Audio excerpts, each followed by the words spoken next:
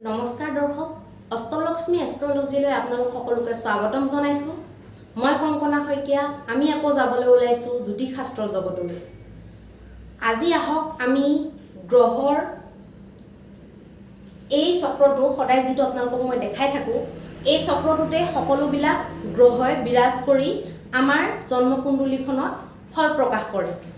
গতিকে আজি আমি ইমান দিনে জ্যোতিষ শাস্ত্ৰৰ যিখিনি মই টিউটৰিয়েল বনাইছিলো টিউটৰিয়েল খিনিত মই 9টা গ্ৰহৰ কথা কলো মই 12টা ৰাশিৰ কথা কলো 12টা ঘৰৰ কি অৰ্থ 12টা ঘৰে কি অৰ্থ বুজায় মই হেতু কলো আপোনালোকক 12টা ঘৰৰ হে 12টা ৰাশিৰ অধিপতি কোন কোন মই হেয়া কলো তাৰ পিছত মই কলো ৰাশিৰ তত্ত্বৰ বিষয়ে মই তাৰ পিছত কলো আপোনালোকক ৰাশিৰ বৰ্ণ বিভাজনৰ বিষয়ে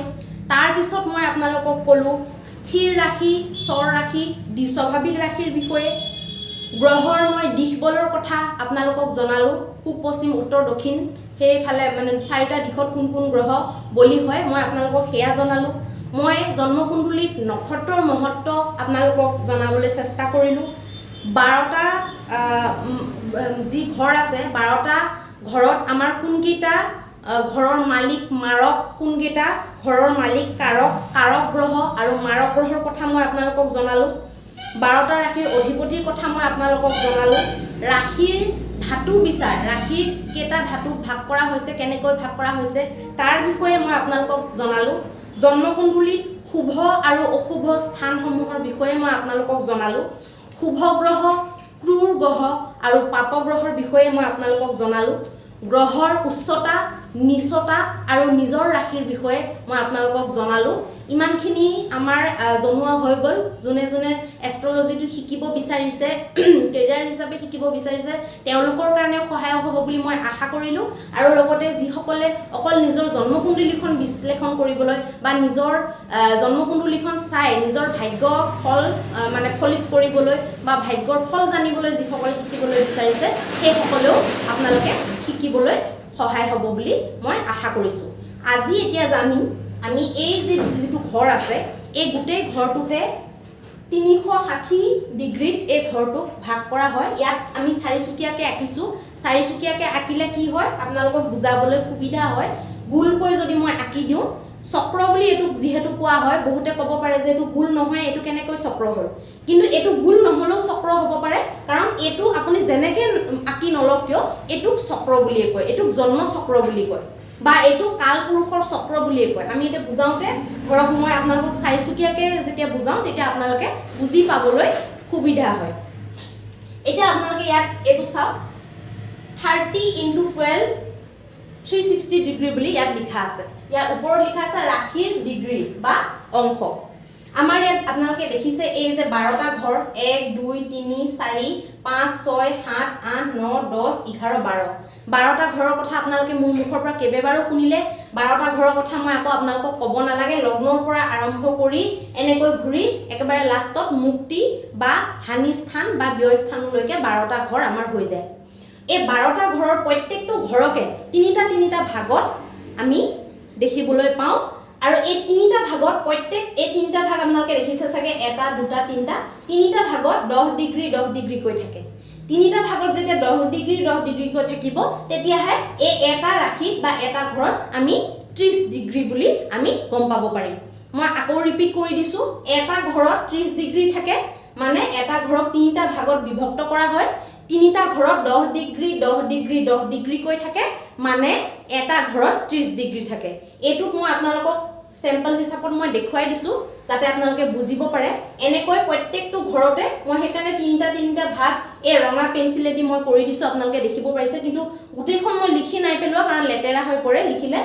10 ডিগ্ৰী কৈ এনেকৈ গুটেই যেতিয়া 12টা ঘৰত যেতিয়া থাকিব তিনিটা কৈ 10 যেতিয়া থাকিব আমি টোটাল কৰিলে 30 * 12 360 ডিগ্ৰী আমি পাওঁ মানে গুটে টোটাল আমাৰ চক্ৰটো 360 ডিগ্ৰী হয় আৰু এটো আমি কিয় জানিব লাগে এতে এটোটো নাজানিলেও হয় আমি কিয় জানিব লাগে এটো আমি একাৰণে জানিব লাগে কাৰণ এই ডিগ্ৰীৰ মতে এই যে আপোনালোকে 10 ডিগ্ৰী যে লিখা দেখা পাইছে এই ডিগ্ৰীৰ মতে আমি লগ্নটোৰ এই ডিগ্ৰীটো চাই আমি নিজে গম পাব পাৰোঁ যে সন্তানটো যিটো শিশু জন্ম হৈছে বা যিটো নৱজাতক জন্ম হৈছে সেই নৱজাতকটো কন্যা শিশু নে কন্যা নে পুত্ৰ সন্তান সেইটো আমি গম পাব পাৰোঁ এই ডিগ্ৰীৰ জৰিয়তে পুৰুষ নে মানে স্ত্ৰী সেইটো গম পোৱা যায় লিংগটো আমি ডিগ্ৰী ৱাইজত আমি গম পাই যাব পাৰোঁ এতিয়া কোনোবাই যদি ধৰক মোক টাইমিংটো দি দিয়ে বোলে বাইদেউ মই নাজানো 11টাৰ পৰা 12টাৰ ভিতৰত মোৰ জন্ম হৈছে 11টাৰ পৰা 12টাৰ ভিতৰত যদি কোনোবাই মোক জন্ম টাইমটো দি দিয়ে সেইজন যোনে দিছে সেইজন পুৰুষ নে মহিলা সেইটো চাই লৈ আমি ডিগ্ৰী চাই গম পাই যাম যে পুৰুষৰ জন্ম সময় কোন আছিল গতিকে সেই 11 পৰা 12ৰ ভিতৰত যিখিনি পুৰুষ সময় সেইখিনি পুৰুষ সময়কে আমি সেই জাতকজনৰ জন্মৰ সময় বুলি আমি ফাইনেলি কৈ দিব পাৰোঁ গতিকে এইটো আমাৰ হেতু কাৰণে জনা দৰকাৰ আৰু লগতে গ্ৰহবিলাক যেতিয়া এই চক্ৰটোত বহিব বেলেগ বেলেগ ৰাশি যোনটো যেতিয়া যাৰ জন্ম সময়ত যোনটো গ্ৰহ য'ত থাকে সেইমতে যেতিয়া এই চক্ৰটোত বহি যাব সেই চক্ৰটোত এতিয়া ডিগ্ৰী আছে মানে গ্ৰহকেইটা কোনোবা এটা নহয় কোনোবা এটা ডিগ্ৰীত বহিব হয়তো 10 ডিগ্ৰীত বহিব পাৰে নহয়তো 2 ডিগ্ৰীত বহিব পাৰে 5 ডিগ্ৰীত বহিব পাৰে 28 গতিকে আপোনালোকে এতিয়া গম পাইছে চাগে এই ডিগ্ৰীবিলাক চাগে আপোনালোকে বুজি পাইছে কাৰণ এই ডিগ্ৰীসমূহ আমাৰ পিছত যেতিয়া আমি গ্ৰহসমূহ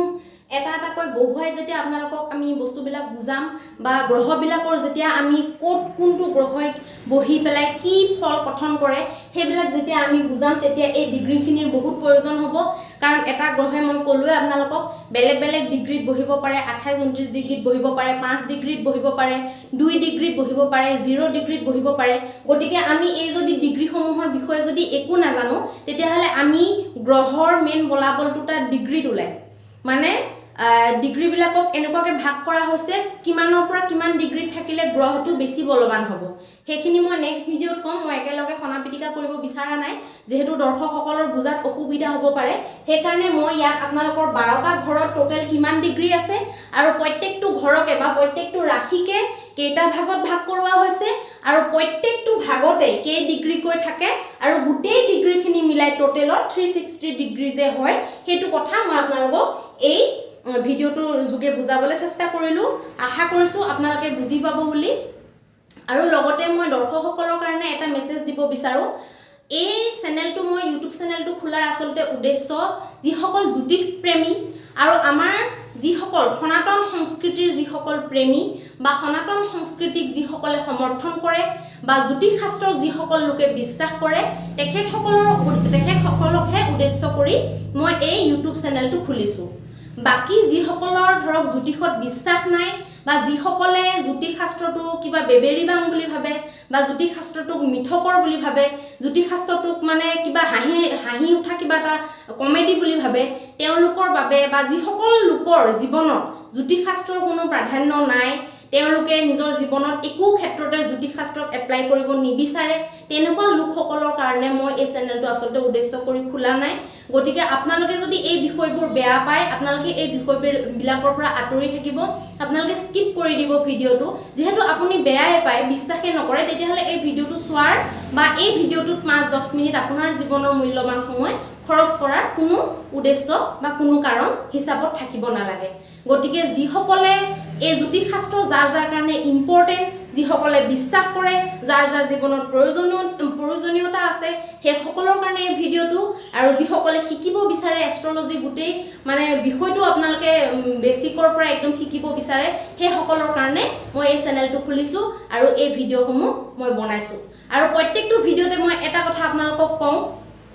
যে মই প্ৰত্যেকটো ভিডিঅ' মই নিজৰ জীৱনত মোৰ সংস্পৰ্শত অহা বিভিন্ন মানুহৰ লগত সংস্পৰ্শ হোৱাৰ পিছত মই তেখেতলোকৰ লগত কথা পতাৰ পিছত তেখেতলোকৰ লগত মই কুণ্ডলী বিশ্লেষণ কৰাৰ পিছত তেখেতসকলৰ জীৱনৰ গোটেই গাথা মই জনাৰ পিছত এজন দুজন নহয় 2000-2500 জন মানুহৰ লগত মই গোটেইখিনি বিশ্লেষণ কৰি গোটেই জীৱনবিলাকত মই এপ্লাই কৰি চাই সকলোৰে জীৱনত মই খাপ খোৱা দেখা পোৱাৰ পিছত আপোনালোকৰ কাৰণে এই সিদ্ধান্তবিলাক যিকোনো সিদ্ধান্ত শত্ৰু ৰাশি হওক ৰাজদূতক হওক মই আপোনালোকৰ কাৰণে লৈ আহোঁ